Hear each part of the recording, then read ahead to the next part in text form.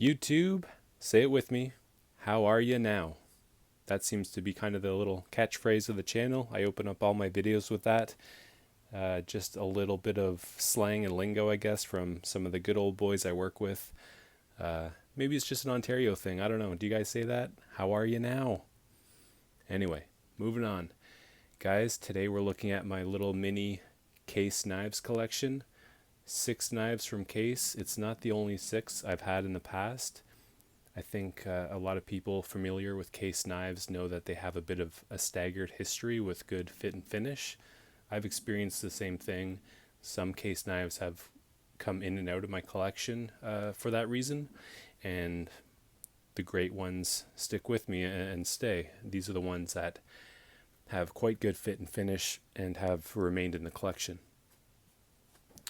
So let's take a look. I'll just kind of name them first. At the top, you've got the Mini Canoe.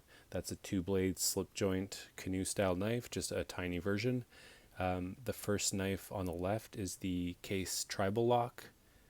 And then we've got in the middle, we have 2 of the same knife. That's the Case Copper Lock with the Wharncliffe style blade. On the far right, that is the Case Trapper 2-bladed slip joint knife. And on the bottom is the Case Mini Copper Lock.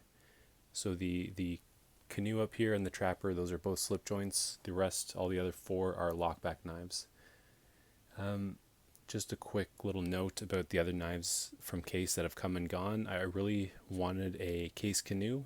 That's probably the knife that's gone in and out of the collection the most. I just find that I can never get a Case canoe without pretty significant blade wobble, blade play. So for that reason, I just gift them or sell them. Not everybody's as picky as me, so that's just fine. Somebody else is enjoying those knives now. I did gift 2 of the wobbly canoes to my friends' sons, so I'm sure they're enjoying them and not even realizing that they have a bit of blade play because they're not collectors. They're not as picky. They're not looking for that kind of thing. The Case Mini Trapper, same thing. I had a couple mini trappers and they were pretty wobbly, so those got gifted and sold as well. Alright, so these are the 6 that stuck with the collection. This guy made a quick appearance, I believe, already. Really nice. This is antique, smooth antique bone, and smooth it is indeed. Cannot feel these rivets or the shield inlay. Really nice bone on that.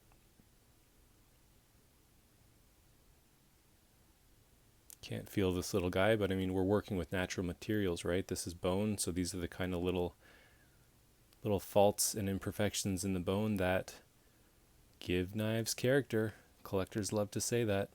And there's a difference between imperfections and character. So these things are what you'd call character. Those are just little natural imperfections in the bone, an organic material.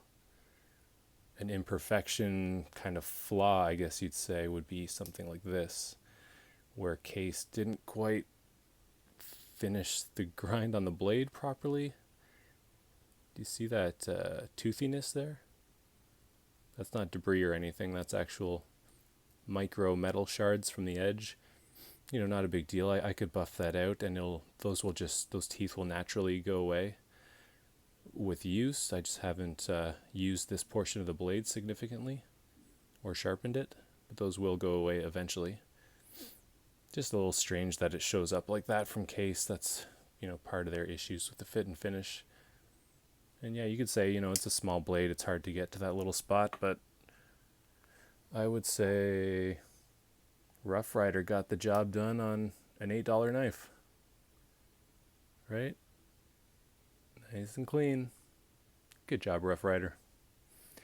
All right, continue on with these nice Case knives.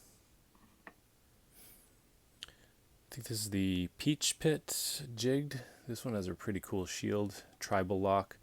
This is a really nice blade. It's, quite beefy, very solid. The lockup is just, it clicks in rather than kind of thwacks in, but there's no blade play whatsoever. These print the fingerprints, guys. Got to keep wiping them down for you. Yeah, just a useful blade shape on this one.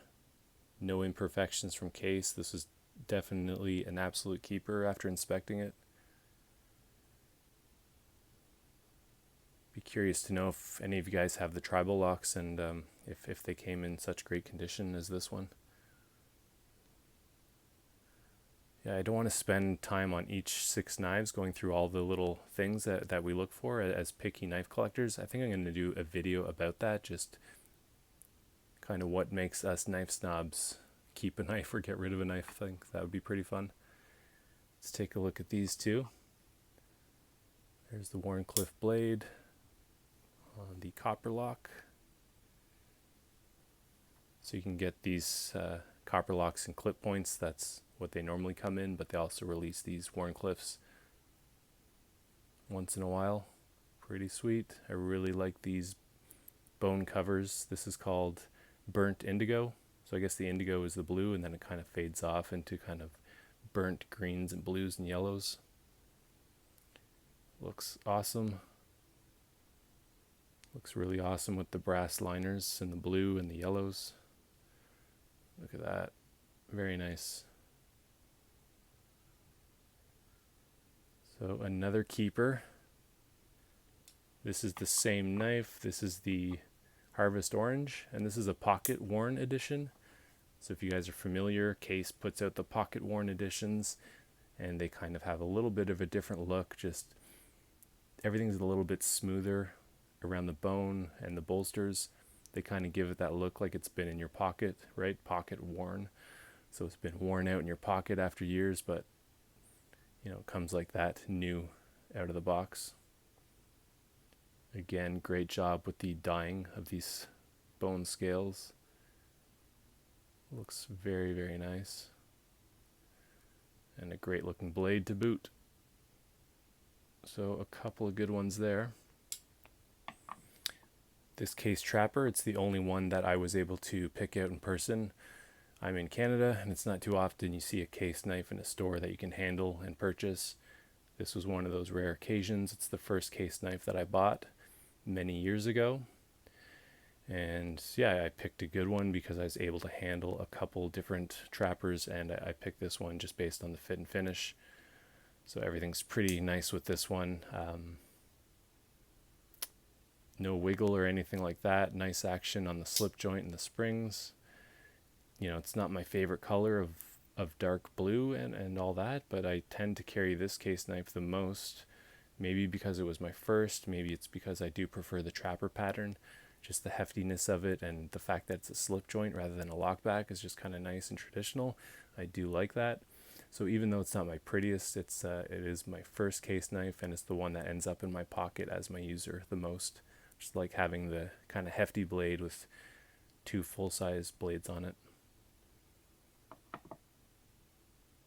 And the last one is just like these guys, the copper lock. This is the mini, and it has the clip point. You notice all the long nail pulls on the copper locks. I think that looks pretty great. Just mixing it up in the collection as far as the nail nicks. I don't love the tip on this guy. That's round. I'm jamming that into my finger, and there's just no way it's gonna pierce me. So if you need like a rafting knife or something that you don't want to pierce your raft, you know, it's obviously not the intention for this. I'm just kind of poking fun, or not poking, but yeah, not a great job with the tip, but otherwise this is a real nice knife. Great to slip in the coin pocket of your jeans. It's got those same antique bone covers. Very nice, very nice. So these were the Case knives that were keepers for me. I'm very happy to have them. I'm sure I'll add another case or two over the years. Hopefully, you know, maybe I'll get down to the US with a store where I can really handle many of these at the same time someday, but certainly doesn't look like I'll be traveling anytime soon with this COVID business. So I think that's it, guys. Just wanted to give you a look at my Case knives collection and talk a little bit about the fit and finish. I would say that in my experience, out of 3, I'm getting 2 good enough Case knives. You know, they're not perfect, but for me, they're good enough. They're worth keeping. So about 2 out of 3, which isn't great. You know, you shouldn't have to return or sell or give away 1 out of every 3 knives from a company, but that's just kind of my batting average with case. I'd love to know your experience, if you guys are on a good streak picking up nice case knives, or if you're kind of just keep hitting duds. Yeah, there it is, guys. We'll talk to you soon in the next video. Take care.